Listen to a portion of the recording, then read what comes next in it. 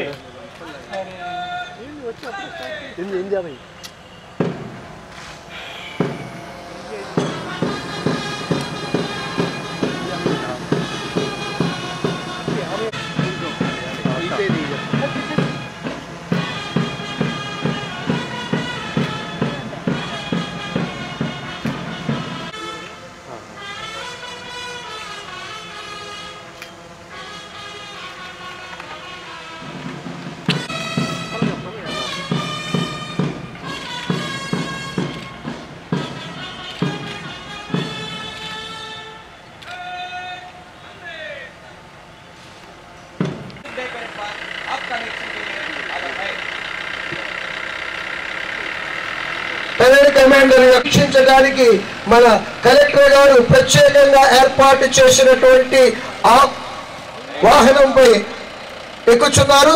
వారి వెనువెంటనే మన ఎస్పీ గారు మన యొక్క పరేడ్ కమాండర్ కూడా నేనేమి ఇచ్చాను అనేటటువంటి భావనతో అందరూ ఉండాలనేటటువంటి ఒక జాతీయ నాయకుడు చెప్పాడు. ఇప్పుడు మన కలెక్టర్ గారు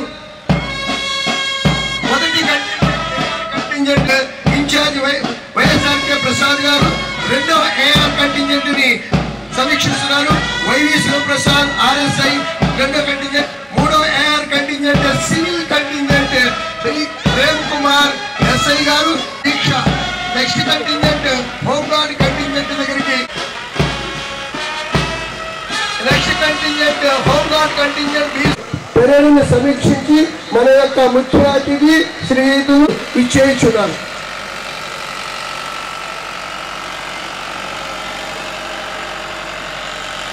అలంకరించబడినటువంటి రిపబ్లిక్ డే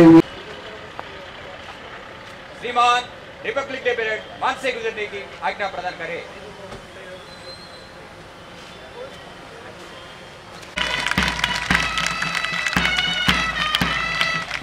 ఒక సందర్భంలో జవహర్లాల్ నెహ్రూ గారు మొదటి ప్రధానమంత్రి చెప్పారు 1947 ఆగస్టు 15 అర్ధరాత్రి 12 గంటల 1 నిమిషానికి భారతదేశం మేలుకుంది. అప్పటి నుండి ఇప్పటి వరకు 77 సంవత్సరాలైంది. ఈ 77 సంవత్సరాల్లో భారతదేశం అంతా నిద్రిస్తుండగా ఒక డిపార్ట్మెంట్ ఉదయం 6 గంటల నుంచి రాత్రి 6 గంటలకు, మళ్ళా రాత్రి 6 గంటల నుంచి ఉదయం 6 గంటలకు మేల్కొని రిపబ్లిక్ డే పరేడ్ ముందు వచ్చేస్తుంది. ఫస్ట్ కంటింజెంట్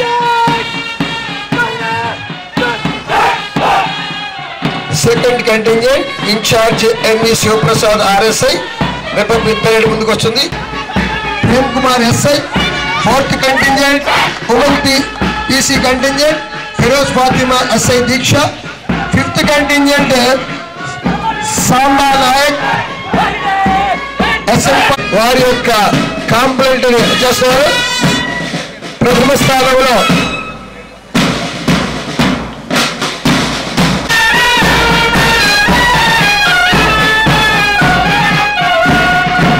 అగ్రభాగంలో పరేడ్ కమాండర్ గారు first contingent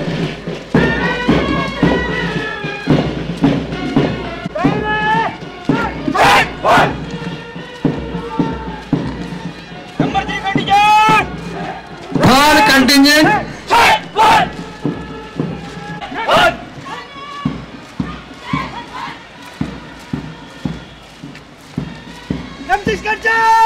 first contingent MCC content Sravan Siddhartha పేర్లను మనము సమీక్షించాము.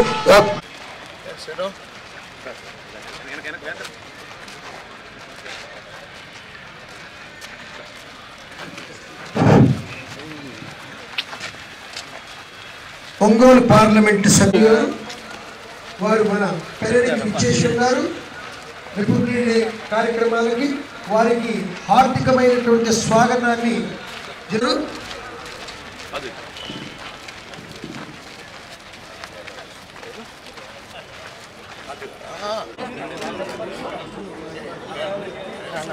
side. Thank you very much. Head constable 1650 Disha PS Ongole వారు ఇప్పుడు ఉత్తమ సేవా పథకాన్ని మన కలెక్టర్ గారి యొక్క చేతుల మీద మన జిల్లాలో 5గురికి సేవా పథకాలు వచ్చేసినవి. మొదటి వారు అందులో contingent and incharge MD Firoz Fatima.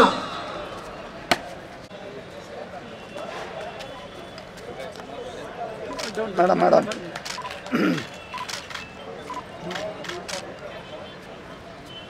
Connection, ఆహ్లాదకరమైనటువంటి లేఅవుట్, అలాగే రోడ్లు, మౌలిక సదుపాయాలు కూడా చేయండి. శుభాకాంక్షలు తెలియజేస్తూ వస్తున్నారు.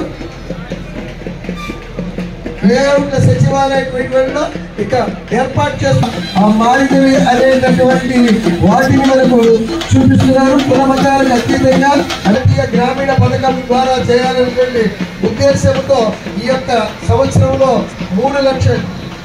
3,05 lakhs కుటుంబాలకు 1.47 కోట్ల మందికి పనిని కల్పించారు. ప్రధానమంత్రి కృషి సంచాయ్ యోజన వాటర్ షెడ్ ఆ పథకం ద్వారా ఈ కార్యక్రమాన్ని ఏర్పాటు చేస్తున్నారు. అలాగే ఈ కార్యక్రమంలో భాగంగా పశుత్పత్తులు పెంపొందించేటువంటి లక్ష్యంతో స్ప్రేయర్లు, నాగళ్లు, పైపులు, పట్టాలు వంటి వ్యవసాయ కార్యక్రమం ఇస్తున్నారు. భూమి లేని నిరుపేదలకు వాటర్ షెడ్ ప్రోగ్రామ్స్ వరకు 3.5 లక్షల కుటుంబాలు 4 కోట్ల పనికి కల్పిస్తున్నారు. మనకు శాఖకు సంబంధించినటువంటి మీద ట్రిపుల్ రైడింగ్ చేసుకుంటూ ముగ్గురు లైసెన్స్ కూడా లేదు. పక్కనే మరొక ద్విచక్ర వాహనం మీద మరొక 2 వ్యక్తులు వస్తున్నారు. అది కూడా గమనించండి. వారిలో ఒకరికి హెల్మెట్ ఉన్నది, మరొక వ్యక్తికి వెనకలో కూర్చున్న వ్యక్తికి హెల్మెట్ లేదు. ఎదురుగా ఒక ఆటోలో పరిమితికి మించి అంటే 15